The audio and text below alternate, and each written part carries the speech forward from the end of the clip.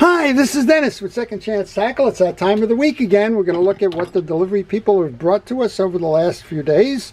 We'll take a look at the fishing wheels that are in for service and repair. Try and give you an idea of which ones we're going to make it to video.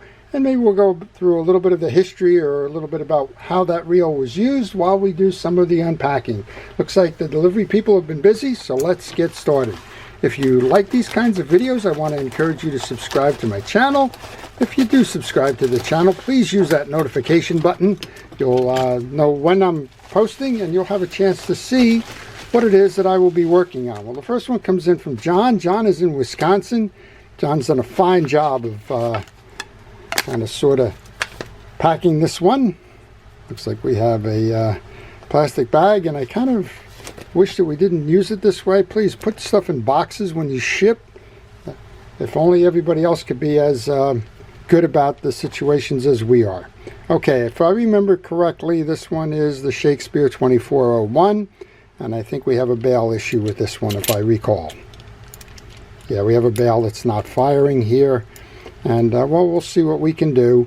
We pretty much know the parts won't be available, but every now and then you can substitute pieces and parts to make the reels work.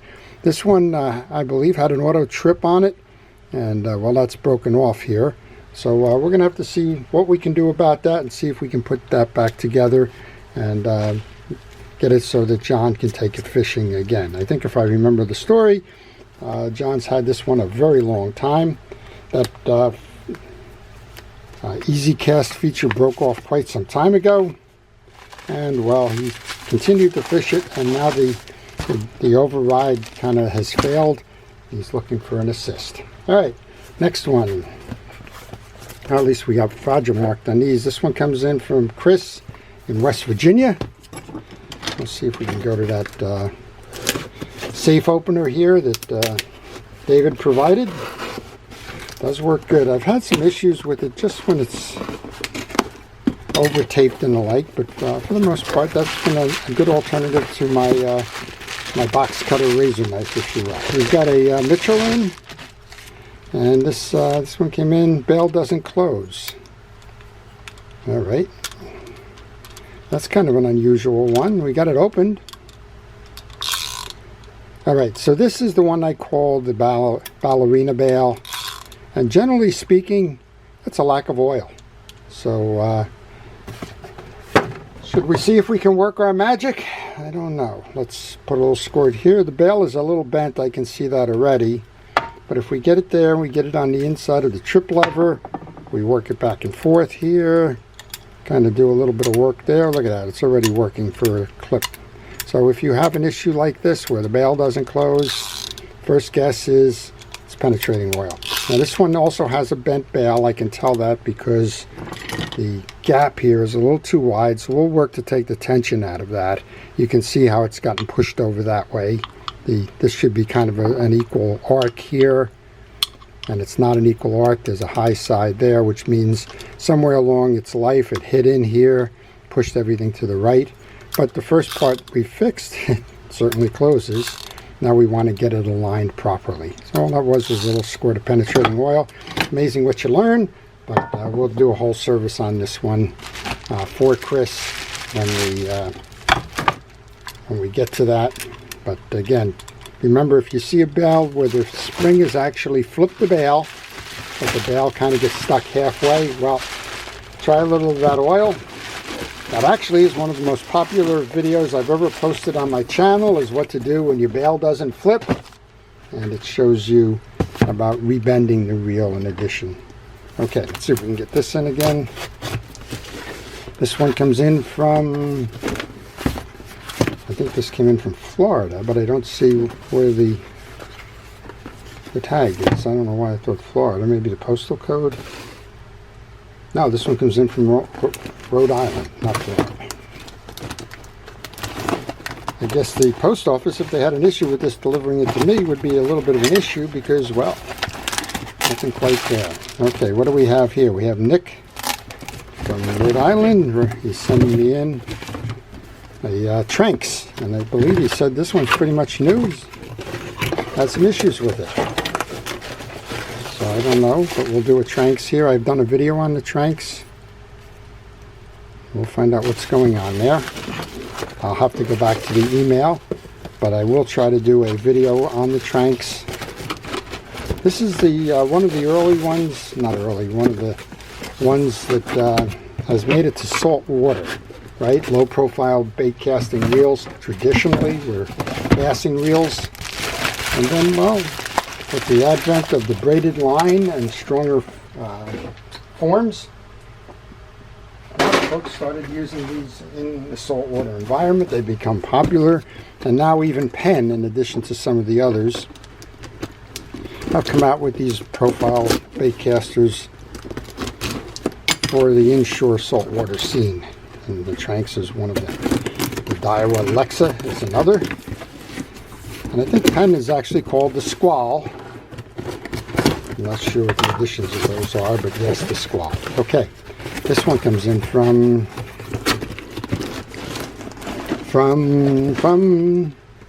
Pensacola, Florida. There you go. Yeah, it looks like we have a series of Penn reels here. We have 4. Again, please, folks, when you send your reels in, would you please take the opportunity to wrap them? These are Bakelite side plates. They are very susceptible to cracking with getting racked. And, well, it seems like these are an older series. The Penn piers with the burgundy side plates were typically late 60s and 70s. This one's missing its line guide. That can be replaced.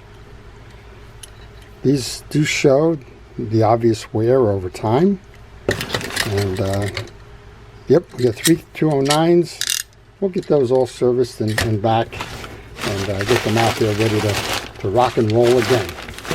Folks ask me why I work on so many Penn reels. I guess I could turn that around and say, why does everybody send me Penn reels? Some of it's by its nature that we're located on the mid-Atlantic coast here in New Jersey, and, well, a lot of folks use those Penn reels out in the ocean. So, you know, Penn reels has been around since the late 1930s.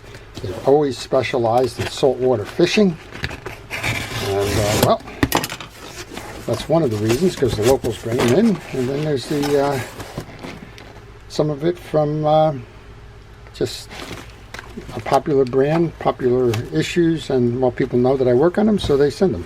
All right, this one comes in from Washington, so we're all the way across the coast now. We've gone down south to Florida, and now we're over in Washington. Looks like we got a box of reels here, and I wonder if they're all Ambassadors. Here's an Ambassador 6000. All packed appropriately in a lot of t-shirts. That's another Ambassador. This one is the 6500C. That's one of my favorite reels in the Ambassador series. I just worked on a very interesting one. It's the Ambassador Morum. It's probably the finest Ambassador ever made. And that should be posting shortly. Here's the Daiwa Millionaire, just to throw a little curveball into it. The early Daiwa Millionaires were darn near exact copies of the Ambassador reels of the time. And then I think there was probably a lawsuit that prevented them from doing that anymore, so they moved over and got their different design here. This looks like another C model. Okay, so we have a host of Ambassadors there. If I find anything that's really unusual, maybe I'll do the Millionaire. I have done the Millionaire before. Not sure if I've done that version of it, but for the sake of brevity, we'll kind of leave it. We've got a bunch of round bait casters in there from Washington, and we'll get on that to make sure that they all service. If you like these kinds of videos, as I mentioned, please subscribe. If you have a question on any of these reels that we're showing you, and maybe you'd like to see a video where a video is not planned, please just leave that in the comments section, and I will try to answer that for you. If you're wondering what that box cutter is, it's by Westwood. David gave it to me, so I can't even tell you where to go get one of these, but such is the way it goes. Here's one from, well, around the block and up the corner. It's in New Jersey here. This is a big Daiwa 4000C. And, you know, they've never been much on looks. They're the silver series. They tend to corrode and have a lot of paint loss on them. This one's in pretty good condition. Does have a chip on the seat here. This one was made in Korea. Looks like we got a lot of tangled lines, so I can't say whether the reel is working or not, and I can't say whether that switch is working or not, but we'll do our best to clean that one up. And then we have a Tikka, and Tikka's out in Washington. We were just talking about Washington before, and somebody sending it to me. Tikka's actually headquartered out there. This is the Cayman. I like the Cayman reels a lot. This is the Cayman 200 with it says 12 ball bearings on it. I probably would agree that they probably can count. I don't think this is one of those where it's kind of fraudulent. This one looks like it has a stuck button on it, so we'll have to see what we can do to free that one up, get that one going again, and get all of these back in fishing. We're at the height of our season now in New Jersey, at least for the ocean fishing, so it's something that we want to pay attention to, get these out, and so on. For those of you that are wondering about the fishing reel service and repair business, well, it goes in fits and starts, I guess. You get a lot of folks at the end of the season who want to make sure that all of the reels are tuned up so they can get going again as soon as the spring season starts. We get a lot of folks that send them in right before the season starts because they didn't send them at the end of the season. And right now in the height of the season, typically what we will find is we will find a bunch of reels that have failed somewhere along the line, probably because they didn't service them in either the fall or the spring. And that's kind of, rush and repair. I'm going out on my trip, I'm missing the season. Now I need to service the reels, and well, we do our best to turn those around. Well, I hope you've enjoyed the preview of these upcoming projects of mine. If you see one that I don't plan to do the video on, please let me know, and I will do my best to accommodate. Before I leave, I want to thank our first responders, our police, fire, safety, rescue, everybody involved in keeping us out of harm's way. I want to thank you, the viewers, for making this channel what it is, and I want to wish everybody a great day. This is Dennis with Second Chance Tackle.